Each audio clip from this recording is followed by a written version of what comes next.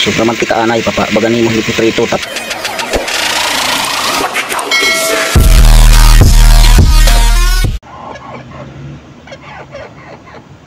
So adin nitib nga manok. Adin kuha balik tuloy niya mga sanaol adin ni kuan sinisiring na patani nga manok. Among siring na patani itong unod siya. So diri man ito nakaon. Mo kun hinop nakaon ini hatag ko na la ito mga sanaol. Okay, malimpyo na, hinugasan mo upay, gigisa ta na ini. So ani ga ako gid mabantika mga kasanaol niya ini sinisiring sa laban tambukan manok. So ani naman sinunod ko na ang lasuna.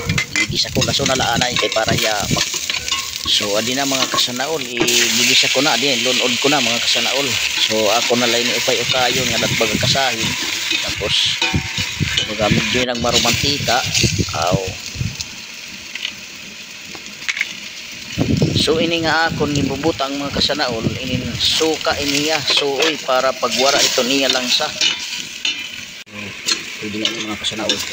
Sunuran ko dito nagmamantika naman ano mamantika na oh.